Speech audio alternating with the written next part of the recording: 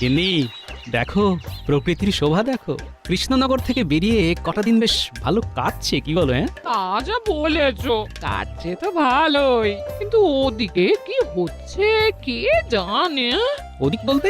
ওদিকে বলতে তোমার কৃষ্ণনগর, তোমার মহারাজ। ছাড় তো গিন্নি, আমি সবেতন ছুটি নিয়ে তবে এসেছি, আর আমার এই ছুটি নেওয়া নিয়ে মহারাজের কোনো আপত্তি ছিল না গিন্নি। কিন্তু ওই মন্ত্রী মশাই। ছেড়ে দাও তো গিন্নি, তীর্থ করতে এসেছো, পুরনো কথা মনে করো না। এখানে আমরা পুণ্য চাইতে এসেছি গিন্নি। চলো এবার ফেরা যাক। তুমি যাও, আমি আর একটু পরে আসছি, আর একটু থাকি। বেশ মিষ্টি ঠান্ডা ঠান্ডা হাওয়া বইছে। বেশ, আমি সরাইখানায় গেলাম তাহলে। হ্যাঁ,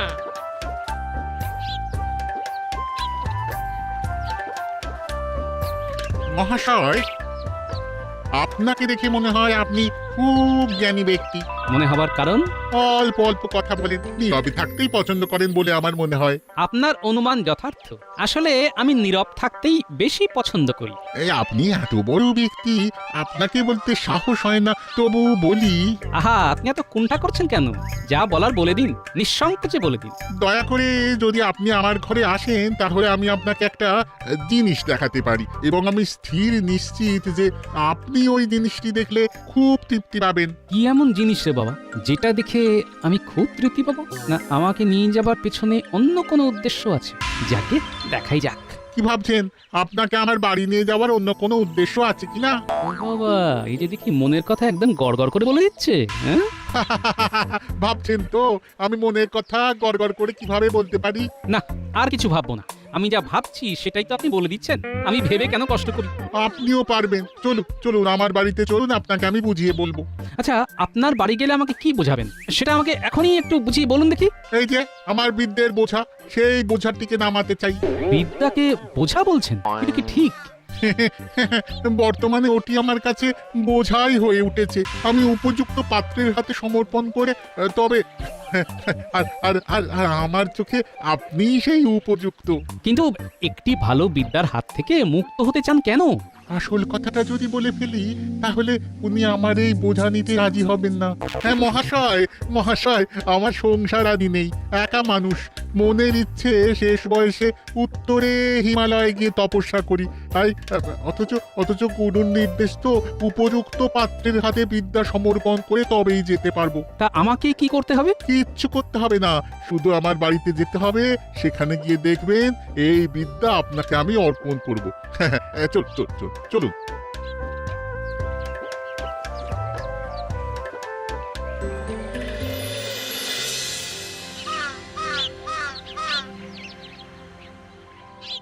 আহ, আজ কতদিন হয়ে গেল গোপাল নেই। গোপাল নেই মানে তো রান্নায় নুন নেই, পায়েসে মিষ্টি নেই। মহারাজের আদিক্ষেতা দেখে আর বাঁচি না। গোপাল ছাড়া আর যেন কেউ নেই, খালি গোপাল আর গোপাল আর গোপাল। সে এখন সবেতন ছুটি উপভোগ করছে। সেটাই তো মহারাজ বুঝতে পারছেন না। উনি ছুটি উপভোগ করছেন আর ভেবে মরছেন মহারাজ। কেউ কারো নয় মহারাজ, কেউ কারো নয়। আহ, তুমি চুপ করো তো মন্ত্রী। একটু সুযোগ পেয়েছো, অমনি গোপালের পেছনে কথা বলতে শুরু করেছো। পেরেছো কোনোদিন গোপালের মুখে মুখ লাগিয়ে কথা বলতে? গোপাল দেয় ধুয়ে আর মন্ত্রী পড়েন শুয়ে। সভা কবি, আরে এসব কি হচ্ছে? তুমি ভুলে যাচ্ছ যে আমি মন্ত্রী। কবি, সব কি আছে যে গোপাল কথায় কথায় মন্ত্রীকে ধুয়ে দেয়, কিন্তু মন্ত্রী শুয়ে পড়ে, এটা কিন্তু সত্যি নয়। মন্ত্রী আমাদের বুক চিতিয়ে লড়ে, পারেন না তবু লড়েন। পারি না কিন্তু লড়ে যাই, আমি মন্ত্রী মশাই। হারি না তবু হেরে যাই, আমি মন্ত্রী মশাই। আমিও দেখে নেব। আমাকে এখনো চিনতে পারেননি মহারাজ। ছবল যখন দেব তখন বুঝবেন গোপাল এখন নেই। এই সুযোগটা এবার নিতে হবে। যেখানেই থাকুক গোপাল বেশ মজাতেই আছে। আপনি আপনি আপনি দাওয়াতে বসুন কেমন? হ্যাঁ, আমি বিদ্যা সমর্পণের ব্যবস্থা করছি। আচ্ছা, আপনি কি জানেন আমি কে? কি আমার পরিচয়? সব জানি। আপনি স্বনামধন্য মহারাজ কৃষ্ণচন্দ্র রায়ের অত্যন্ত প্রিয় পাত্র, সভাসদ গোপাল ভাঁড়। আমার কাছে কিছুই অজানা থাকে না, আমি সব জানি। আর আর কিছুক্ষণ পরে জ্ঞান আপনার হয়ে যাবে। দাঁড়ান দাঁড়ান দাঁড়ান, আমি সব জিনিসপত্রগুলো নিয়ে আসি। এই বিদ্যা পাবার জন্য কোনো অধ্যয়নের প্রয়োজন নেই। এটা ভাবতে কিরকম একটা লাগছে। দিব্য দৃষ্টি পেলে মহারাজের সুরক্ষার বিষয়টা ভালোভাবে দেখা যাবে। মহারাজের সুরক্ষার বিষয়ে ভাবছিলেন না? হ্যাঁ পণ্ডিত। এই নিন, এই প্রাচীন পুঁথিটি ধরুন, এটাই সেই বিদ্যা। এবার বলুন, বিদ্যা তুমি আমার, বিদ্যা তুমি আমার। বিদ্যা আজ থেকে তোমার। কি দৌড়চ্ছেন কেন? আরে আরে আরে পড়ে যাবেন যে। এ কি রে বাবা, বিদেশ বিভুঁই জায়গা, নদীর ঘাট থেকে কোথায় গেল? এখানে তোর জানাশোনা কেউ নেই।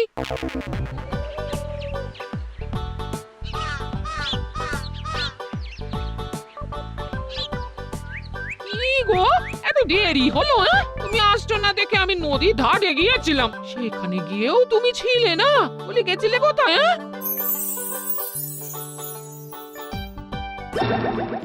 যা, মেয়েটার হাত থেকে বাচ্চাটা নদীতে পড়ে গেল। ইস, আপনি এখান থেকে দেখতে পাচ্ছেন? মেয়েটার হাত থেকে বাচ্চা নদীতে পড়ে গেল। তাই তো দেখলাম, স্পষ্ট দেখলাম মেয়েটার হাত থেকে বাচ্চাটা পড়ে গেল। বাচ্চাটা বেঁচে গেছে। কি গো, কি সব উল্টো পাল্টা বকছো? এ মেয়ে কোথায় পড়লো? পড়লো আবার বেঁচে গেল? হ্যাঁ, আমি দেখতে পাচ্ছি গিন্নি। এও কি সম্ভব নাকি? সব দেখতে পাচ্ছে। দূর, ভুল আর বকছে। চলো তো আমরা আমাদের কাজে যাই। যা বলেছ।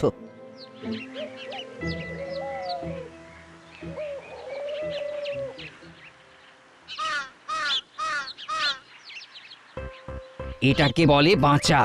রাখেন হরি, তোমার একে হাত থেকে বাচ্চাটা পড়ে গেল, কিন্তু কিচ্ছু হলো না। দেখেছো? কোথায় হয়েছে? নদীতে। বাচ্চাটা হাত থেকে পড়ে গেল জলে। আমরা তো চিৎকার করে উঠেছিলাম, গেল গেল। তারপর কি হলো? মেয়েটার কি হলো? মেয়েটা ভালো আছে তো? হ্যাঁ, বেশ ভালো আছে। চাপ বাবা, ওদের আবার কি হলো? দুজনে দৌড়ে কোথায় যাচ্ছে? চলো তো দেখি।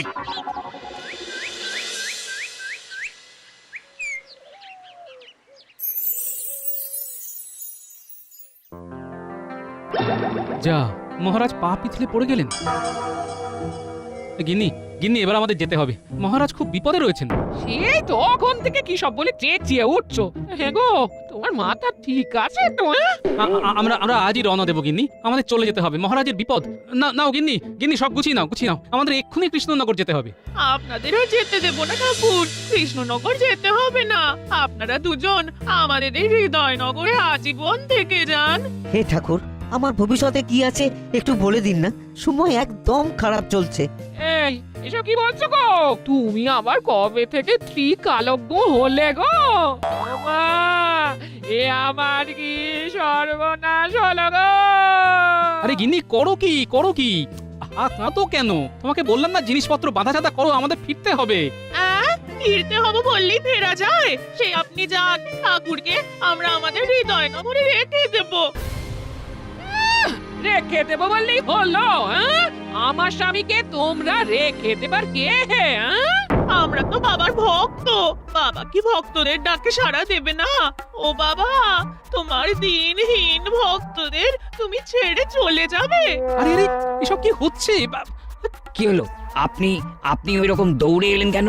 এ বাবা যে সে বাবা নয়, একদম ত্রিকালজ্ঞ।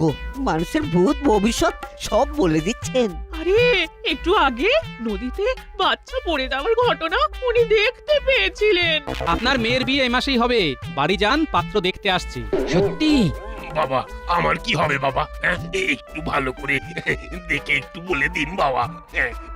আবার যখন দেখতে পাবো তখন বলবো। এখন আমাকে যেতে দাও দেখি। কোথায় যাবে বাবা? আমাদের ছেড়ে কোথায় যাবে? আমরা আপনাকে ছেড়ে দেব না। কি সর্বনাশ! এবার কি হবে? না, কিছু একটা ব্যবস্থা করতেই হবে।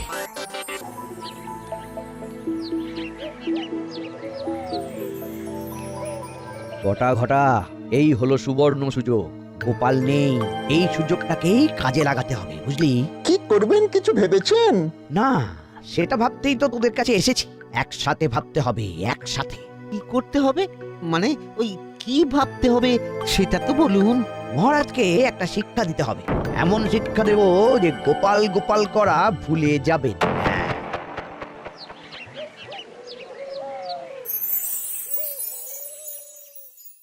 আবার কি কিছু দেখতে পেলে নাকি? মহারাজের খুব বিপদ গিন্নি। আমি দেখতে পেলাম মন্ত্রীমশাই বটা ঘটার কাছে গেছেন ষড়যন্ত্র করতে। না না, এবার আমাকে যেতে হবে গিন্নি। যাবে তো বলছো, কিন্তু যাবে কি করে? লোকজন তো সব ঘিরে আছে, দরজা খুলে দেখো না, সবাই কিরকম তোমাকে পাহারা দিচ্ছে। হ্যাঁ, দেখি একবার।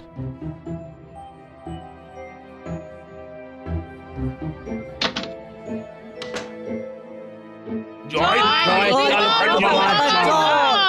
বাবা, সকালে বলেছিলেন মেয়েকে দেখতে আসবে, এসেছিল, ভালো পাত্র, বিয়ে ঠিক হয়ে গেছে। জয় ত্রিকালজ্ঞ বাবা, জয় জয় ত্রিকালজ্ঞ বাবা, জয়। আচ্ছা আচ্ছা আচ্ছা, সবার সব কথা বলবো, কিন্তু আমাকে একটু একা থাকতে দিতে হবে। নির্জনে ভাবলে মাথাটা খোলতাই হবে। তোমাদের কথা আরো বেশি বেশি ভাবতে পারবো। আমার কথাটাও ভাবেন বাবা, আমিও আপনার একটা সন্তান। আচ্ছা আচ্ছা, সবার কথাই ভাববো। আমাকে ভাববার সময় আর অবকাশ দিতে হবে তো, আমাকে একা থাকতে দিতে হবে। ঠিক আছে, আমরা কিছু সময়ের জন্য আপনাকে একা ছেড়ে দিলাম। এই এই চলো চলো চলো, সবাই চলো, বাবাকে একটু একা থাকতে দাও। গিন্নি, তোমার সব বাঁধা ছাড়া হয়েছে? ও হ্যাঁ, সব তৈরি আছে সব। চলো চলো চলো, সব নিয়ে এবার ভাগি। আর দেরি করলে বিপদ গিন্নি। এখন ভালোই ভালোই বেরিয়ে পড়লে কাল সকাল সকাল পৌঁছে যাব। হ্যাঁ চলো।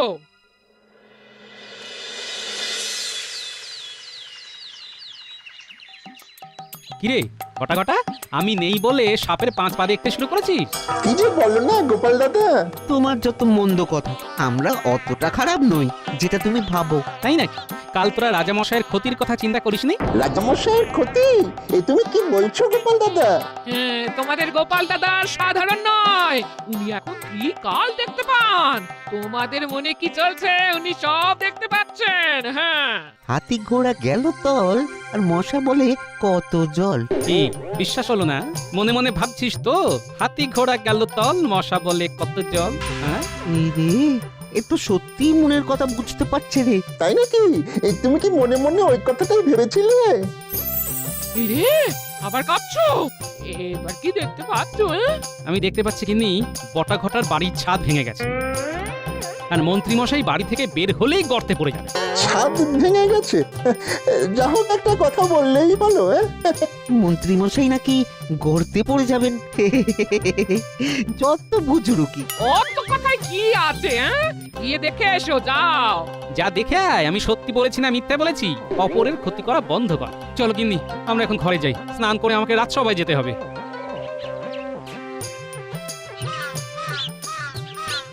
ঘটা, গোপাল দাদার কথাগুলো যেন কেমন কেমন না? গোপাল দাদা সত্যি ত্রিকালজ্ঞ হয়ে গেছে নাকি রে? ওই লাগলে তুক আর না লাগলে তাক। এই চল বাড়ি যাই, দেখি আমাদের বাড়ির ছাদ সত্যি ভেঙেছে না আস্ত আছে। চল।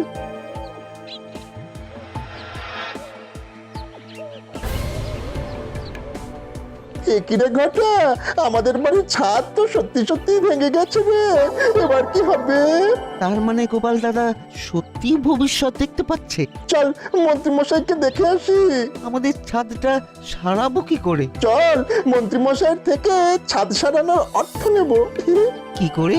গোপাল দাদার ভবিষ্যৎবাণী বলে সাবধান করব, তার বদলে অর্থ নেব। বাবা বাবা বাবা, তোর মাথায় খুব ভালো বুদ্ধি আসে। চল চল।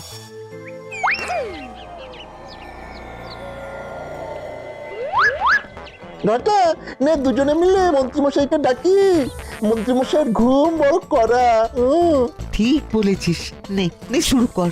মন্ত্রী মশাই, ও মন্ত্রী মশাই। এই শুনছো, তোমার বটা ঘটা এসেছে, তোমাকে ডাকছে। এই মন্ত্রীমশাই, ও মন্ত্রীমশাই, খুব বিপদে আছি, গোপাল দাদা চলে এসেছে। কি বললো? গোপাল ফিরে এসেছে এত তাড়াতাড়ি? ডাকো ডাকো ডাকো ডাকো, ওদের ডাকো। না না না, থাক থাক, আমি যাচ্ছি ডাকতে। এই কি বলছিস? গোপাল এসে গেছে? এই এত তাড়াতাড়ি তো আসার কথা ছিল না। শুধু আসেননি, দিব্য বৃষ্টি নিয়ে এসেছে। সে আবার কি? গোপাল সব দেখতে পাচ্ছে, আমাদের দেখে সব বলে দিল। বললো ছাদ ভেঙে যাবে, গিয়ে দেখলাম ছাদ ভেঙে গেছে। আমরা বাড়ি সারাবার জন্য কিছু অনুদান চাইতে এসেছি। আরেকটা কথা না বললেই নয়, গোপাল দাদা আপনার সম্পর্কেও একটা ভবিষ্যৎবাণী করছে। কি বলেছে?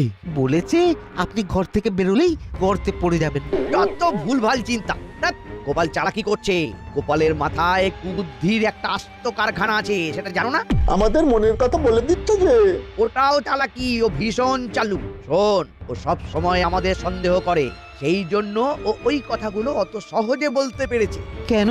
আরে আমরা শয়নে, স্বপ্নে, নিদ্রায়, জাগরণে সবসময় কিভাবে গোপালের ক্ষতি করা যায়, মহারাজের ক্ষতি করা যায়, তাই আন্দাজে ঢিল মেরেছে। আর তোরা অমনি উগড়ে দিয়েছিস। আর ছাদ ভাঙার ব্যাপারটা ওটাও একটা ঘটে গেছে। তোদের কতদিন বলেছি যে আম গাছের ওই শুকনো ডালটা কেটে দে, তোরা শুনিসনি। সেসব ঠিক আছে, কিন্তু আমাদের ছাদটা সারাই করবার জন্য কিছু অর্থ দিতে পারেন? দেখছি এখন এই সাত সকালে অর্থ করিস না তো। বাড়ি যা। তোরাও বুজরুকি দিয়ে আমার থেকে মোহর বার করতে চাস?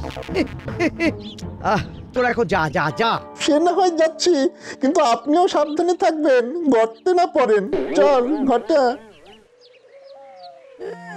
আমাকে বোকা পেয়েছে। ওরা যা বলবে আমাকে তাই বিশ্বাস করতে হবে। গিনে গিনে দাও বাজারে থলি দাও, বাজারটা করে আসি।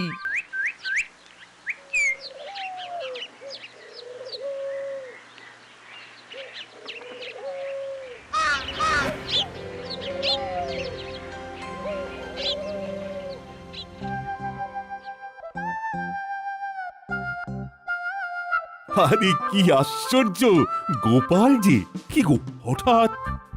কি বলবো মহারাজ, তীর্থে গিয়ে ওই কৃষ্ণনগর পিছু ছাড়ে না। সব সময় আপনাদের কথা মনে পড়ে। হঠাৎ দেখতে পেলাম আপনার বিপদ। আমার বিপদ তুমি দেখতে পেলে? হ্যাঁ মহারাজ, দিব্য দৃষ্টিতে দেখতে পেলাম যে মন্ত্রীমশাই বটা ঘটাকে নিয়ে আপনার বিরুদ্ধে ষড়যন্ত্র করছে। তুমি দিব্য দৃষ্টি পেয়েছো? পেয়েছি মানে তার জ্বালা আমি হাড়ে হাড়ে বুঝছি। তা তুমি এখন কি দেখতে পাচ্ছ গোপাল, সেটা আগে বলো। মহারাজ, মন্ত্রীমশাই গর্তে পড়ে গেছেন আর রাজজ্যোতিষীর ঘরে কুটুম এসেছে। তুমি দেখতে পেলে যে আমার ঘরে কুটুম এসেছে আর মন্ত্রী মশাই গর্তে পড়েছেন? আগে হ্যাঁ রাজজ্যোতিষী। বললেই হলো, আমি এত পড়াশোনা করে দিব্য দৃষ্টি পেলাম না, আর তুমি না পড়েই সব পেয়ে গেলে। মহারাজ মন্ত্রীমশাই গর্তে পড়ে পা ভেঙেছেন। সে কি, কখন হলো? আমার সামনে। আমি যথারীতি টহল দিচ্ছিলাম। মন্ত্রীমশাই বাজারের থলি হাতে বাজারে যাচ্ছিলেন, হঠাৎ দুম করে গর্তে পড়ে গেলেন। কিরে বানর সেনার দল, তোরা কেন এলি সেটা বল দেখি। রাজ জ্যোতিষীকে ডাকতে। জ্যোতিষী দাদু, দিদিমা আমাদের ডেকে বললেন যে বাড়িতে আপনার ছোট ভাই এসেছে, আপনাকে এক্ষুনি যেতে হবে। তাই তো আমরা দৌড়ে দৌড়ে খবর দিতে এলাম। ওরে বাবা, এই যে দেখি জলে ভাসে শিলা, ত্রিকালজ্ঞ গোপালের এক নতুন লীলা। গোপাল, এ আমি কি দেখছি? তুমি ত্রিকালজ্ঞ হয়ে গেছো, তুমি ভূত ভবিষ্যৎ দেখতে পাচ্ছ। এবার বলো তো, আমার রাজ্যের প্রজারা কেমন থাকবে? আগামী 10 বছর কোনো কষ্ট নেই। 10 বছর? মহারাজ, সুখের পর যেমন দুঃখ আসে, তেমনি দুঃখের পর সুখ। সুখ দুঃখ তো চাকার মতো ঘোরে মহারাজ। গোপাল, এই বিদ্যা তুমি পেলে কি করে? চলো, মন্ত্রীমশাইয়ের বাড়ি যেতে যেতে সব বলছি। চল। এই বিদ্যা আমাকে পেতেই হবে, যেভাবেই হোক। রাজজ্যোতিষী, এই বিদ্যার বোঝা সামলানো চারটি কথা নয়, বুঝলেন? আপনি যদি চান আমি আপনাকে দান করে মুক্ত হব, কারো ভবিষ্যৎ দেখে আমার লাভ নেই। ওরে বাবা, তুমি তো আমার মনও পড়তে পারছো। সব ঠিক আছে রাজজ্যোতিষী, কিন্তু একটা কথা মনে রাখবেন। কি কথা? এই বিদ্যা সার কথা, লোভে পাপ, পাপে তাপ, বাপরে বাপ, মাথায় সাপ। কি যা তা বলছো? সেটা ভবিষ্যৎই বলবে। আগে চলুন মন্ত্রীমশাইকে দেখে আসি, তারপর আপনার হাতে আমার এই বিদ্যের বোঝা সমর্পণ করব।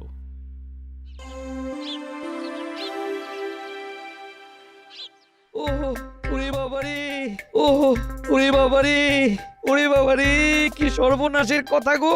এ তো মুখ নয়, এ তো কামান। ওরে বাবারে, খুব ব্যথা করছে। আমি ভালো করে তেল হলুদ মাখিয়ে দিচ্ছি, ব্যথা কমে যাবে। আপনাকে তো বললাম গোপাল দাদা অলৌকিক ক্ষমতার অধিকারী। আমিও বলেছিলাম, কিন্তু তুমি বিশ্বাস করোনি। আর কোনো অন্যায় করা যাবে না, গোপাল দাদা সব বুঝে যাবে। এটা আমাকে পেতেই হবে। এটা আমার কাছে এলেই আমি সর্বশক্তিমান হয়ে যাব।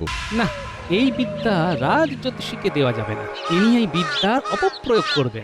মহারাজ, গল্পে গল্পে মন্ত্রীমশাইয়ের বাড়ি চলে এলাম। তুমি মহারাজের ক্ষতি চাও, তাই ভগবান তোমাকে এই শাস্তি দিয়েছেন। কি হে মন্ত্রী, হ্যাঁ? আমার সর্বনাশ করতে গিয়ে শেষে নিজেই গর্তে পড়লি। আমার খুব ভুল হয়ে গেছে মহারাজ। ভুল যখন হয়েছে তখন প্রায়শ্চিত্ত করো। আমার খাবে, আমার পড়বে, আবার আমার বুকের উপরে উঠে বসে কিল মারবে, এটা তো হবে না মন্ত্রী।